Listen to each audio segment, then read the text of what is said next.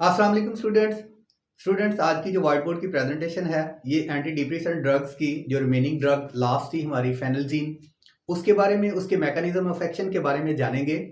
उससे पहले स्टूडेंट्स मैंने आपको डिप्रेशन की डेफिनेशन बताई थी। जिन स्टूडेंट्स की अभी इस लेक्चर तक अप्रोच हुई है या वो सर्चिंग फीचर से इस लेक्चर तक पहुंचे हैं उनको मैं शॉर्टली यहाँ पे डिप्रेशन के सिम्टम्स बता दूंगा।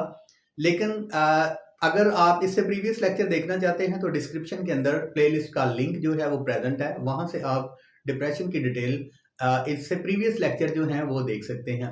सबसे पहले मैं ये जो डिप्रेशन है इनकी सिम्टम्स मैंने जो कुछ लिखी हैं शॉर्टली बताता हूं आपको कि डिप्रेशन जो है स्टूडेंट्स उसके अंदर सैडनेस आ जाती है मूड के अंदर। उसके बाद पेशेंट जो है होपलेसनेस के सिम्टम्स अपीयर हो जाती हैं। उसके बाद कोई भी पार्टिकुलर पर्सन अगर अपने आप को अंडर एस्टिमेट कर लेता है और उसके बाद उसका जो मूड है वो साइक्लिंग कंडीशन के अंदर होता है तो इसको हम कह सकते हैं कि ये पेशेंट जो है ये डिप्रेशन कंडीशन के अंदर है।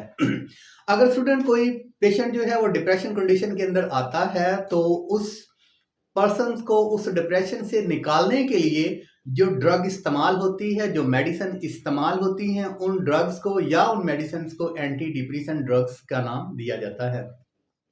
इससे प्रीवियस लेक्चर के अंदर जो हम एंटी डिप्रेसेंट ड्रग्स के बारे में पढ़ चुके हैं उनका मैकेनिज्म ऑफ एक्शन भी पढ़ चुके हैं। उनके मैकेनिज्म ऑफ एक्शन से आज की जो फेनल्जीन ड्रग है इसका जो मैकेनिज्म एक्शन है वो थोड़ा डिफरेंस है।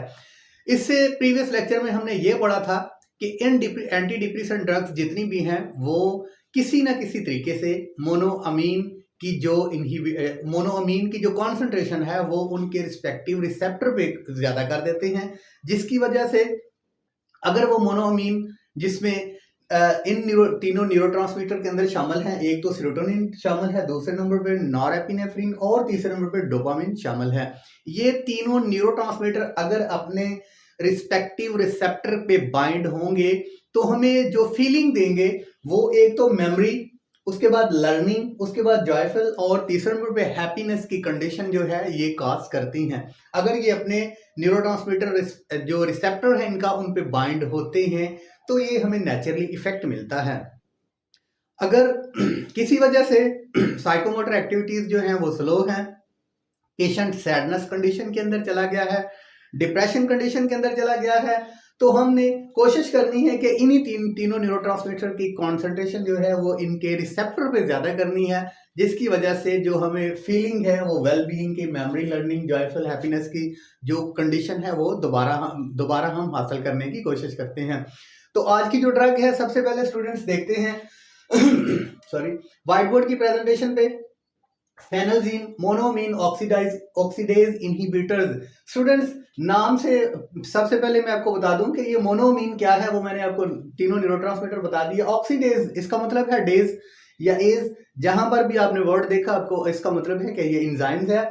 इनहिबिटर्स इनहिबिट कर रहा है यानी ये मोनोअमीन ऑक्सीडेज इनहिबिटर्स है, यानी मोनोअमीन्स जो हैं उनको उनकी ऑक्सीडेज को इनहिबिट कर रहा है, यानी जो एंजाइम्स मोनोअमीन को ऑक्सीडेज कर रहा था उसको इनहिबिट कर रहा है ताकि इसकी कॉन्सेंट्रेशन जो है वो ज्यादा हो मोनोअमीन की। आप स्टूडेंट्स यहाँ पे जो कीवर्ड्स इस्तेमाल किए हुए हैं उनको फॉलो करते हैं।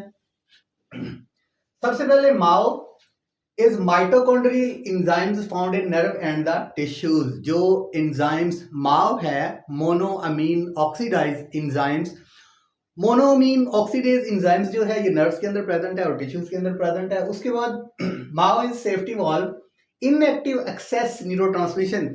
ये एक सेफ्टी वाल्व है, यानी जब ये मोनोअमीन की एक्सेसिव या न्यूरोट्रांसमीटर की एक्सेसिव मिकदार जो है या एक्सेसिव अमाउंट प्रोड्यूस होती है तो ये उसको बैलेंस करने के लिए ऑक्सीडेज करते हैं, यानी मोनोअमीन को ऑक्सीडेज एक्सेसिव क्वांटिटी को जो है वो ऑक्सीडेज करने के लिए ये एक सेफ्टी वाल्व है, उसकी मिकदार को एक्सेसिव नहीं होने देता।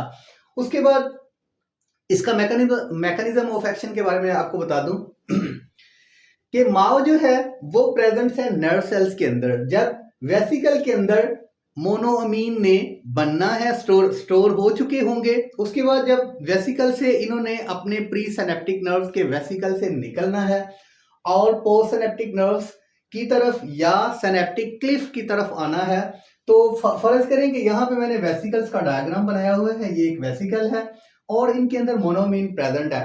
अब मोनोमीन जो है वो सिनेप्टिक क्लिफ में आने के लिए स्टूडेंट्स यहाँ से रिलीज होंगे, रिलीज होने के बाद इस पॉइंट पे आ जाएंगे। इस जगह पर नर्व के अंदर पहुंचने पर अगर इनकी कॉन्सेंट्रेशन ज्यादा है तो यहाँ पे मैंने ये डायग्राम ड्रॉ किया हुआ रफ सा माओ एंजाइम्स, यहाँ पे माओ एंजाइम्स प्रेजेंट है।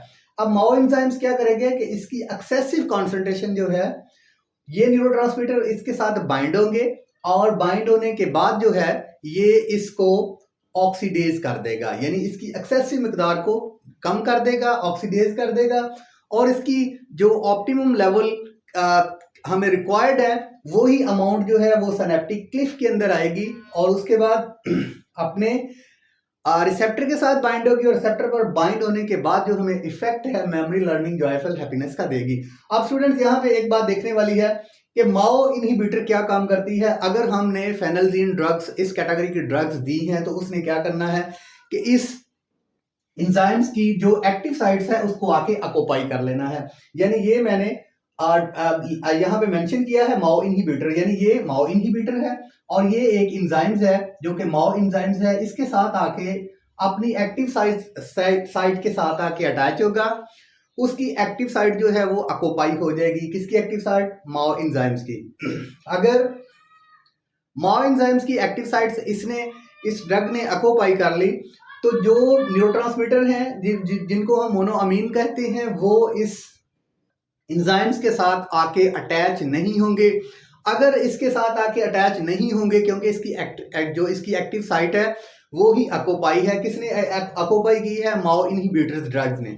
अब स्टूडेंट्स जब इसके साथ अटैच ही नहीं होंगे, इसकी एक्टिव साइट ही ऑक्युपाई है, तो ये यहाँ पे अटैच होने की बजाय ऑक्सीडेज होने की बजाय यहाँ से ये यहाँ पे ये सिनेप्टिक क्लिफ के अंदर इनकी कॉन्सेंट्रेशन बढ़ जाएगी।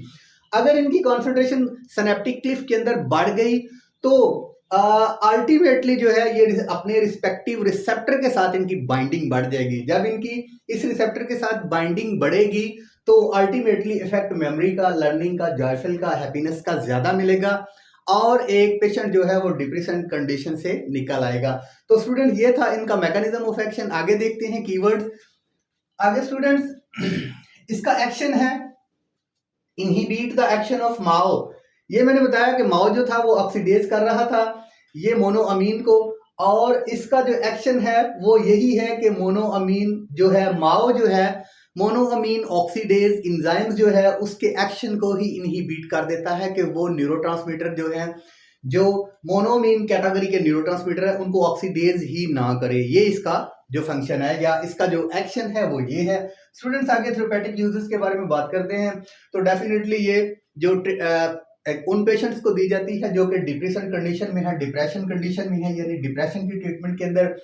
और दूसरे नंबर पे जिनकी साइकोमोटर एक्टिविटीज स्लो है, यानी लर्निंग प्रोसेस में प्रॉब्लम है, कॉग्निशन में प्रॉब्लम्स है, या वो लेजीनेस की कंडीशन के अंदर है, या उनका नर्वस सिस्टम जो है वो प्रॉपर वर्क नहीं कर रहा, ठीक है, ऐसी कंडीशन के अंदर जो है ये एंटी डिप्रेशन ड्रग फेनल्जीन का इस्तेमाल किया जाता है। फार्माकोनाइटिक्स के बारे में बात की जाए कि बॉडी के अंदर बॉडी इनको क्या रिस्पॉन्स शो करती है।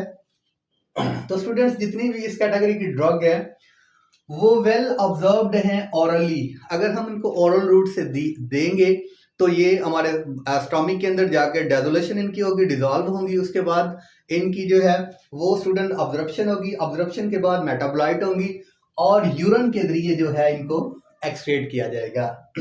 उसके बाद स्टूडेंट्स बात की जाएगी एडवर्स इफेक्ट की। तो अगर इसका एडवर्स इफेक्ट देखने को मिलेगा तो स्टूडेंट्स वो हेडेक होगा, सर में दर्द होगा, उसके बाद स्टिफ नेक है, गर्दन का में अकड़ाव पैदा हो जाना, टेकीकार्डिया के बारे में स्टूडेंट्स मैं आपको इससे प्रीवियस लेक्चर में भी बता चुका हूं कि जब हमारा हार्ट रेट ऑप्टिमम लेवल से इंक्रीज करता है तो इस कंडीशन को कहते हैं टेकीकार्डिया की कंडीशन होगी। उसके बाद स्टूडेंट हाइपरटेंशन की कंडीशन के बारे में आप जानते हैं कि ब्लड प्रेशर का ऑप्टिमम लेवल से हाई हो जाना, यानी इसकी वजह से जो इसके एडवर्स इफेक्ट है, एक टेकिकार्डिया हार्ट रेट का नॉर्मल कंडीशन से ज्यादा हो जाना, और हाइपरटेंशन जो है वो ब्लड प्रेशर का नॉर्मल ऑप्टिमम लेवल से ज्यादा हो जाना हाइपरटेंशन की कंडीशन काज करेगा। तो ये थी स्टूडेंट्स फेनल्जीन्स का मैकेनिज्म ऑफ एक्शन। इंशाल्लाह दोबारा अगले लेक्चर के साथ मुलाकात होगी। अस्सलाम वालेकुम।